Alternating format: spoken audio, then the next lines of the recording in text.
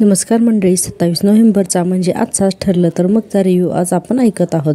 तर सुरुवातीला संध्याकाळ झालेली असते आणि सुभेदारांच्या घरामध्ये प्रिया जी आहे तर ती अर्जुन आणि सायलीचीच वाट बघत असते, पण ती चेहऱ्यावरून तर तसं काही दाखवत नाही. आणि बघते तर इकडे घरामध्ये कल्पना तयार असतात ना, तर त्या प्रतापरावांना विचारत असतात की लाल माटाची भाजी करते, तुम्हाला चालेल ना. आता हे ऐकलं की लगेचच प्रियाला तर टाईमपास हवाच असतो. प्रिया उठते आणि लगेचच म्हणते, आई अगं हा सगळा स्वयंपाक तुला करावा लागतोय, नाही म्हणजे तुझी लाडकी सून कुठे गेली आहे. आता हे ऐकलं की कल्पना ते तोंड वाकडंच करतात. पुढे प्रिया म्हणते की अगं मी मदत केली असते गं, पण या घरच्या मालकीनीनं ते नियम घालून दिलेत ना, त्यातनं ते बसत नाही गं. त्यावर कल्पनाताई म्हणतात, हो सायली या घराची मालकीन आहेच आणि तुला जर का तिचा एवढा त्रास होतोय ना, तर तू हवं तिथे ना राहायला जायला तू मोकळी आहेस हो, असं म्हणत असतात. इतक्यातच अश्विनी येतो आणि अश्विनीने ह्या दोघींचं बोलणं ऐकलेलं असतं.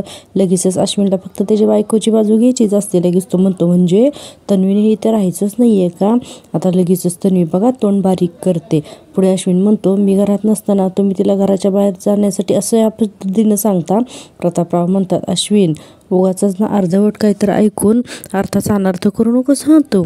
प्रतापरावांचं सुद्धा बरोबर असतं. अश्विनी पूर्ण न ऐकता बोलतो. अश्विन म्हणतो, माझ्या बायकोला बरं वाईट बोलल्याशिवाय तुमचा दिवसच जात नाही. आता हे काही मला माहीत नाही का. कल्पनाताई म्हणतात, अश्विन. प्रतापराव पुढे म्हणतात, वेगळं काही नाही रे, नेहमीच जाऊ दे, सोडतो. आता कल्पनाताई म्हणतात, तुम्ही हातपाय धुवून घ्या, मी तुमच्या दोघांना जेवायला वाढते. हां लगेचच प्रिया म्हणते, वा वा वा, म्हणजे सासू जेवायला वाढणार आणि सून आई ती जेवायला ताटावर बसणार. आता हे बघितल्यानंतर सगळ्यांच्या लक्षात येतं प्रियाचं खोचक बोलणं. सायली म्हणते, आम्ही 5 मिनिटातच येतो हं आई हातपाय धुवून, मग आपण सगळेच एकत्र जेवायला बसू. असं म्हणून अर्जुन आणि सायली वरती निघून जातात. आता हे प्रिया बघते आणि विचार करते, या दोघांचं ना नक्की काहीतरी चाललंय. लोखंडे नेमके कोण आहेत याचा हे शोध तर लावत नाही येत ना, पण का महिपतचा याचा संबंध आहे याबद्दल हे तर काही बोलतच नाही आहेत, असं म्हणून प्रिया विचार करत असते. आता पुढचा सीन दाखवलेला आहे महिपत. आता इकडे महिपत जोरजोरात हसत असतो आणि म्हणत असतो, याची चुंदरीचं डोकं काही ठिकाणावर येत नाही, हे असले कांड करून तिला वाटतंय की महिपत घाबरेल, म्हणून पुन्हा हसतो आणि म्हणतो की या टायमाला मी हिच्या अशा मुसक्या आवळणार ना की हिचं हाड पण कोणाला सापडणार नाही, असं म्हणतो. आणि परत विचार करतो, ह्याच्या आधी माझी लेक बरी आहे का नाही ते मला बघायलाच पाहिजे, असं म्हणून डायरेक्टर लगेच महिपत साक्षीला फोन लावतो. आता साक्षीला फोन लावल्यानंतर फोन वाजत असतो आणि साक्षी तिथेच खाली पडलेली असते. रूममध्ये तिचा अंधार असतो, त्यामुळे इथे जरा सीन थोडा अंधाराचं दाखवलेला आहे. तर मग फोन वाजत असतो. आता साक्षी फोन उचलते. आपल्याला वाटलं होतं की गेल्या भागात तिने आत्महत्या केली आहे का नाही, पण अजून काही ते क्लिअर दाखवलेलं नाही. साक्षी फोन उचलते आणि हॅलो म्हणते. महिपत म्हणतो, ए बाळा साक्षी, एवढा टाईम का लागला फोन उचलायला, तू काही वेडवाकडं तर करत नाही आहे ना, अगं बोल की काहीतरी. साक्षी इकडे काहीच बोलत नसते. महिपत म्हणतो, ऐकू येते ना तुला, हे बघ तो दीक्षित पातळा जरी लपलेला असला ना त्याला तरीही मी तुझ्यासमोर उभा करतो, तू काळजी करू नको त्याची, पण तू काही वेडवाकडं करून घेऊ नकोस असा महिपत साक्षीला सांगत असतो. त्यावरती साक्षी फक्त हो म्हणत असते. आता नक्की साक्षीला काय झालं हे काही दाखवलेलं नाही. महिपत म्हणतो, नुसतं हो काय म्हणते, अगं तू महिपत साक्षीची पोरगीच, आतापर्यंत तू काय केले हे जरा आठव की. असल्या फालतूक माणसासाठी आहे ना डोळ्यातनं पाणी काढायचं नाही आणि जीवाला घोर लावून घ्यायचा नाही. तरी साक्षी काहीच बोलत नसते. आता महिपतला येत असतं टेन्शन. पुन्हा साक्षी एकदा हो म्हणते. महिपत म्हणतो, हॅलो ए पुरी साक्षी, सतत महिपत असा म्हणत असतो. तोपर्यंत साक्षी फोन ठेवून टाकते. आता महिपत ही फोन ठेवतो, पण महिपतला काही कळतच नाही की हे अशी का करते ती. आणि त्यानंतर दाखवलेलं आहे की साक्षी जी आहे ती उठून टेबलवरती चाकू तिने हातावरती ठेवलेला आहे. आता काय झालं हे काही पुढे दाखवलेलं नाही आहे. आता पुन्हा दुसऱ्या दिवशी सकाळ झालेली असते आणि हॉलमध्ये कॉफी पीत बसलेले असतात अर्जुन आणि सायली, आणि ते दोघंजण एकमेकांशी बोलत असतात. सायली अर्जुनला सांगत असते, कुसुमताईला खूप मोठी ऑर्डर मिळाली आहे मुंबईमध्ये, साखरपुडा आहे म्हणे कोणाचा तरी, आणि या कामासाठी तिने 2 मुली हाताशी सुद्धा ठेवल्यात वाटतं. अर्जुन म्हणत असतो की वा दॅट्स ग्रेट. तोपर्यंत कल्पनाताई आणि प्रतापराव येतात आणि म्हणतात, नवरा बायकोच्या गप्पा चालू दिसत आहेत, म्हणून हसतात दोघे एकमेकाला. सगळेजण गुड मॉर्निंग म्हणत असतात. प्रतापराव म्हणतात, अगं अर्जुन एवढा निवांत बसलाय ना, म्हणजे नक्कीच सूर्य उत्तरेला उगवलेला असणार. अर्जुन डॅड म्हणतो आणि सगळेजण मिळून हसत असतात. आता प्रियाबाई बसलेल्या असतात सोफ्यावर नेहमीप्रमाणे गाण तोंड करून सगळ्याचं ऐकण्यासाठी.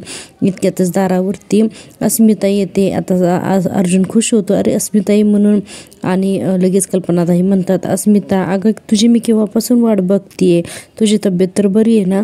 नाही म्हणजे तुला 2-2 वेळच्या प्रवासाचा त्रास तर नाही ना झाला? तर अस्मिता जास्त काही बोलत नाही, फक्त हलकीशी स्माईल करत म्हणते, नाही मी ठीक आहे. पण सगळ्यांच्या लक्षात येतं की अस्मिताचा हिचा काही एवढा फ्रेश मूड दिसत नाही, म्हणजे ती नेहमीसारखी नाही आहे. आता ही प्रतापराव आणि कल्पनाताई या सगळ्यांच्या लक्षात येतं. अर्जुन म्हणतो, स्ट्रेंज, ही अशी का निघून गेली? त्यावर कल्पनाताई म्हणतात, मी बघते हां. तर सायली म्हणते, आई थांबा जरा, मी बोलते हां स्मिताताईंशी. तोपर्यंत विमल म्हणते की सायलीताई कॉफी झाली, कॉफी घेऊनच जाता का? सायली म्हणते, हो द्या ना. आणि सायली लगेचच कॉफी घेते आणि अस्मिताला कॉफी देण्यासाठी जाते. अस्मिताच्या रूममध्ये जाते आणि सायली उभा राहते, पण अस्मिताचा काही मूडच नसतो. सायली म्हणते, काय मग डिलिव्हरी कशी झाली आणि शॉपिंग वगैरे केलीत की नाही? आणि कुठे कुठे गेला होतात फिरायला? कॉफी घ्या आणि कॉफी घेत घेत मला निवांत सांगा हां. तर अस्मिता म्हणते, ठेवते ते मी पिन नंतर. आता सायली कॉफी तिथं ठेवते. सायलीच्या लक्षात आलेलं असतं की अस्मिताचा काही मूडच नाही आहे. आता सायली बेडवरती बसते आणि विचारते, आणि काय हो सचिन भाऊजी कसे आहेत?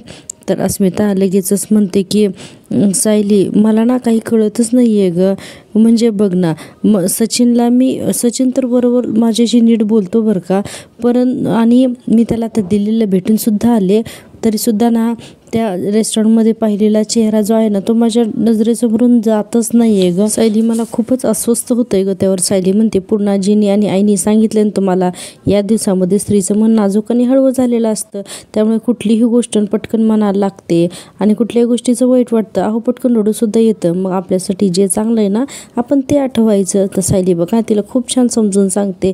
तर अस्मिता म्हणते, पण माझ्यासाठी ना काहीच चांगलं नाही आहे.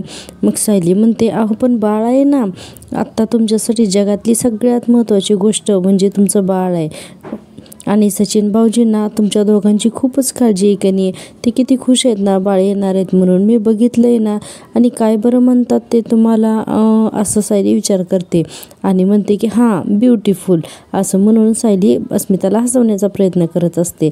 आणि पुढे म्हणते की अस्मिताताई, प्रत्येक स्त्री ही सुंदरच असते हो, पण तिच्यावरती प्रेम करणारा पुरुष जेव्हा हे तिला म्हणतो ना तेव्हा ती जास्त सुंदर दिसते, असं म्हणून सायली आणि अस्मिता यांचं छान बॉन्डिंग दाखवलेलं आहे.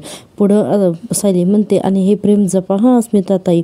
अस्मिता म्हणते, अगं मला हे कळतंय गं, पण तरीही असं का वाटतंय मला की त्या रेस्टॉरंटमध्ये तो बघितलेला मुलगा जो होता तर तो सचिनच होता म्हणून, मला काहीच समजत नाही आहे गं. आता याच्यानंतर आता अस्मिताचा मूड चेंज करण्यासाठी सायली म्हणते, बाळा रे तुझी मामी थकली हो तुझ्या आईला समजावून सांगून, आता तूच तुझ्या आईला समजावून सांग आणि तिला सांग, आई गं बाबा आपल्यावरती खूप प्रेम करतात म्हणून, आणि त्यांना खूप काळजी आहे आपली.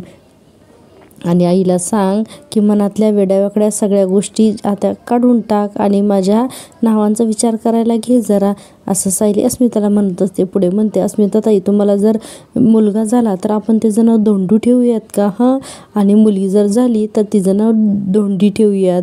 तर अस्मिता लगेच हसते आणि म्हणते, काही काय तू तुझ्या नवऱ्यासारखं उगाच चिडवू नकोस हां. आता मला सचिनला ना 4 अक्षरी नावं खूप आवडतात, त्यानं तसा विचारसुद्धा करून ठेवला आहे. मुलगा झाला ना तर सायली म्हणते, वज्रसेन मग ठकसेन. अस्मिता म्हणत असते, नाही हां नाही असती काही नावं नाहीत. आणि दोघीजणी मिळून खूप हसत असतात. तेवढ्यात हे सगळं जे आहे तर ते कल्पनाताई खिडकीतून बघतात आणि त्यांना खूप आनंद होतो की सायली आल्यामुळे अस्मिताचं मन थोडं हलकं झालं किंवा ते हसायला लागली म्हणून.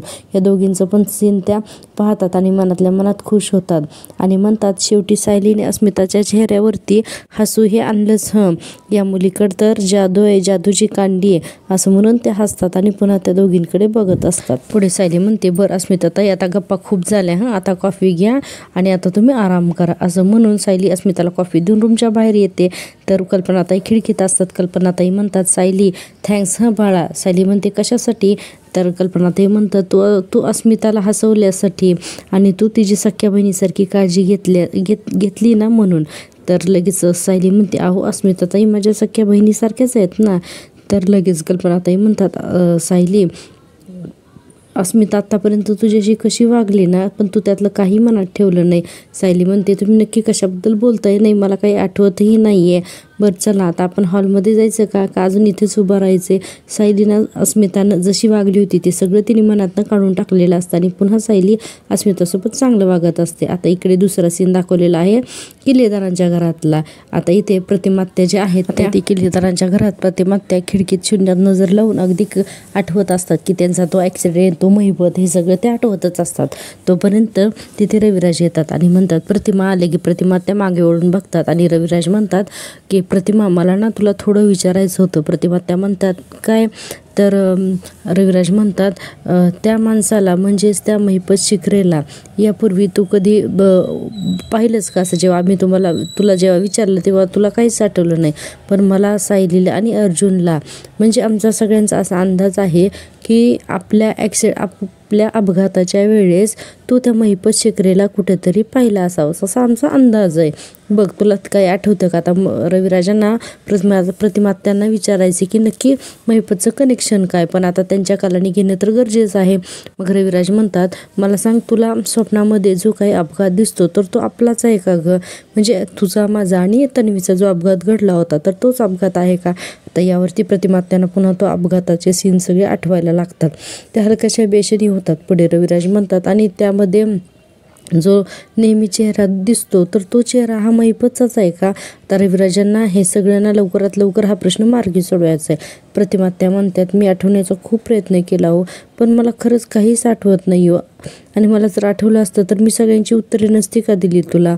रविराज म्हणतात तुला जर या सगळ्या गोष्टी आठवल्या ना तर आपल्या अपघाताची एक वेगळीच बाजू आपल्यासमोर येईल ग प्रतिमा, आणि अशा अनेक गोष्टी बाहेर येतील की ज्या इतकी वर्ष लपून राहिलेल्या होत्या.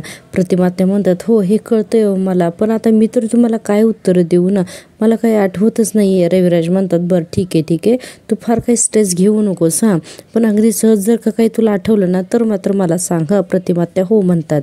आणि आता आपल्याला पुढचा सीन दाखवलेला आहे तो म्हणजे महिपतचा आणि नागराजचा. आता नागराज हा महिपतच्या घरामध्ये आलेला असतो आणि लगेचच त्याला म्हणत असतो की काय रे महिपत, सकाळपासून 8 मिस कॉल्स दिले, वापस कॉल बॅक केला तर म्हणतो धावत या, काय झालं, कुठे आग लागली एवढी? असं म्हणल्यानंतर महिपतने कालची सुरळी बनवलेली असती त्या चिठ्ठी तो महिपत नागराजच्या अंगावर टाकतो आणि नागराज म्हणतो हे काय आहे? तो महिपत म्हणतो बघा वाचून. आता नागराज ती चिठ्ठी उरगळतो आणि वाचतो. 22 वर्षापूर्वी झालेला ॲक्सिडेंट आठवतोय का? ही चिठ्ठी वाचल्यानंतर नागराज भयानक घाबरतो, पण त्याला असंही वाटतं की कदाचित महिपत ही त्याची चेष्टा तर करत नसेल ना. तो चिठ्ठी वाचल्यानंतर नागराज म्हणतो कुणी लिहिलं हे? सांग ना हे कुणी लिहिलंय? तूच लिहिलंयस ना हे सगळं?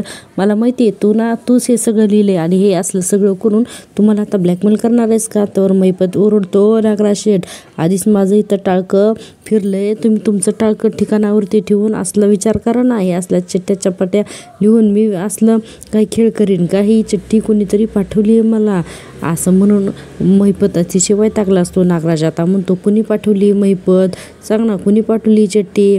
महिपत म्हणतो मला काल एका माणसाचा धक्का लागला, माझा मोबाईल पडला, तो मी उचलायला गेलो तोपर्यंत तो माणूस गायब, त्यानंच ती टाकली असणार आहे ही चिठ्ठी माझ्या खिशामध्ये, असं महिपत सांगत असतो. आता की नागराजला हे सगळं खोटं वाटतं. नागराज हसायला लागतो आणि म्हणतो बंकस करायचा मूड आहे का तुझा महिपत? असं महिपतला म्हणत असतो आणि पुढे म्हणतो की हे काय हा फालतूकपणा, हा नुसता फालतूकपणा, असं नागराज म्हणत असतो. आणि पुढे म्हणतो की 22 वर्षापूर्वीचा ॲक्सिडेंट आहे तो आपण पचवलं, त्या ॲक्सिडेंटविषयी कोणालाही माहिती नाही आहे, काय फालतूपणा आहे हा? त्यावर महिपत म्हणतो तुम्हाला वाटतंय ना नागराज शेठ की आपण पचवलंय की तो ॲक्सिडेंट म्हणून, पण कुणीतरी आहे नागराज शेठ की आपल्याला त्या ॲक्सिडेंटची आठवण करून देतोय, असं महिपत नागराजला सांगत असतो. आता नागराज पुढे म्हणतो की हे बघ महिपत, हे असलं तो माणूस तुला धडकला म्हणतोस तू, आणि त्यानंतर तू त्याचा चेहरा तरी बघितला असशील ना? तर महिपत म्हणतो नाही ना, मला त्याचा चेहराच बघता आला नाही, मी त्याला बघायला गेलो तर पण तो काही दिसलाच नाही, पण जाऊ द्या ना नागराज शेठ, त्यात काय एवढं, जाऊ द्या सोडून, असं म्हणतो. आणि पुढे म्हणतो मला गोत्यात आणणारा माणूस अजून त्याच्या आईच्या पोटामध्ये जन्माला यायचा आहे, कळलं का? जाऊ दे त्या सोडून, असं महिपत ॲटिट्यूडने म्हणत असतो. आता इकडे प्रियाबाई म्हणत असतात हे अर्जुनचं नक्की काय सुरू आहे? दोघं कशाचा सुद्धा ना पत्ताच लागू देत नाहीत की यांचं नक्की काय चाललंय ते. आता प्रिया खूप वैतागलेली असते. पुढं म्हणते सतत त्यांच्या दाराला कान लावून तरी किती ऐकू मी, कंटाळा आलाय आता मला, असं म्हणून प्रिया वैतागलेली असते. पुढे म्हणते की पण आता दुसरा कुठला ऑप्शनही नाही आहे माझ्याकडे, काय झाले ते तर मला कळायलाच हवं, असं म्हणून प्रिया तिथून निघून जाते अर्जुन सायलीचं बोलणं ऐकण्यासाठी. आता इकडे अर्जुन त्याच्यावर खोलीचा दरवाजा बंद करतो आणि सायलीकडे येतो आणि सायलीला जसं बेडवरती दोघं जण बसलेले असतात. आता अर्जुन खिशातला फोन काढतो. तोपर्यंत प्रिया लगेच अर्जुन आणि सायलीच्या खोलीबाहेर आलेलेच असते की त्या दोघांचं बोलणं ऐकण्यासाठी आणि दाराला कान लावून बसलेली असते. अर्जुन म्हणतो सायलीला, रेडी आहेस ना तू, आता मी फोन लावू ना महिपतला. तर सायली म्हणते पण ते तुम्ही काय वापरणार आहात बोलायला. तर अर्जुन म्हणतो स्पूज ॲप्लिकेशन. यामुळे काय होतं, बोलणाऱ्याचा आवाज जो असतो तो डिस्टॉर्ट होतो आणि पुढच्याला नक्की कोण बोलतं हे लक्षात येत नाही आणि आपला नंबरसुद्धा त्याला समोरच्याकडे जात नाही, असं अर्जुन तिला समजावून सांगतो आणि म्हणतो आता मी फोन लावतो, हां तुला काय बोलायचं ते लक्षात आहे ना. त्यावरती सायली हो म्हणते. आता अर्जुन फोन लावतो, तिला सांगत असतो की रिलॅक्स हो, नॉर्मल हो म्हणून. आता सायली महिपतची बोलणार असते. आता अर्जुन फोन लावतो आणि तिच्यासमोर धरतो फोन. आता इकडे रिंग वाजते. तोपर्यंत इकडे प्रिया कान देऊन असतेच कानाला ऐकत. आता इकडे फोन वाजल्यानंतर लगेचच महिपत बघतो कोणाचा नंबर आहे तो आणि नागराज म्हणतो कोणाचा फोन आहे रे. महिपत म्हणतो कोण नवीन नंबर आहे कोणीतरी. महिपत लगेच म्हणतो उचल उचल उचल आणि स्पीकरवर टाक, असं म्हणून महिपतच्या शेजारी लगेच सोप्यावर येऊन बसतो आणि फोन स्पीकरवर टाकला जातो. आता महिपत म्हणतो हॅलो कोण बोलतोय. त्यावरती इकडे सायली थोडीशी घाबरते आणि पटकन म्हणते तुझा बाप बोलतोय. लगेच महिपत चिडतो आणि ओरडतो ए म्हणून जोरात ओरडतो महिपत. सायली थोडीशी घाबरत असते. तर अर्जुन तिला सांगतो हाताने की बोल बोल. पुढे सायली म्हणते महिपत शिकरे, 22 वर्षापूर्वी पनवेल हायवेला जवळ जो ॲक्सिडेंट झाला ना तो मी पाहिला आहे आणि त्यानंतर तिथे जे काही घडलं तेही मी बघितलंय, असं म्हणल्यानंतर महिपत इतका आदरतो. महिपतला डायरेक्ट तो ॲक्सिडेंटचा सीनच आठवायला लागतो की त्यावेळेस काय काय घडलं होतं ते आणि कसं त्यांनी कल्पनाला आगीनं पेटवून दिलेलं असतं हे सगळं महिपतला आठवतच असतं. सायली फोनवरती म्हणत असते की तुझा खेळ संपलाय महिपत शिकरे. आता महिपत तर एवढा घाबरलेला असतो पण त्याच्यासोबतच नागराजसुद्धा खूप घाबरतो आणि इकडे अर्जुन लगेचच फोन कट करतो. आता हे दोघं जण पाहतात तर फोन तर कट केलेला असतो. आता महिपतला काही बोलावं ते समजतच नाही आणि प्रिया इकडे दाराच्या बाहेर कान देऊन असतेच ऐकत, पण प्रियाची थोडीशी हालचाल होते. आता हे अर्जुनच्या लक्षात येणार आहे की बाहेर कोणीतरी त्यांचं बोलणं ऐकतंय म्हणून आणि प्रिया म्हणत असते की काहीच ऐकू येत नाही आहे. हे अर्जुन सायलीचं नेमकं काय चाललंय काहीच कळत नाही आहे. आता आतमध्ये सायली म्हणते महिपत इतका पोचलेला गुंड आहे ना की त्याला ह्या सगळ्या पोकळ धमक्या वाटत असतील ना, त्याच्या बाबतीत कुणीतरी काहीतरी असं करेल असं यावर त्याचा विश्वासच नसेल ना. पण आता महिपतला ही जाणीव करून द्यायलाच हवी की त्याचा खेळ संपलाय म्हणून. अर्जुन म्हणतो राईट, बरोबरच आहे आणि आता आपल्याला पुढची अशी स्टेप उचलावी लागेल ना की ज्यामुळे त्या महिपतला त्या ॲक्सिडेंट आहे तो क्लिअरली आठवायलाच लागेल म्हणून.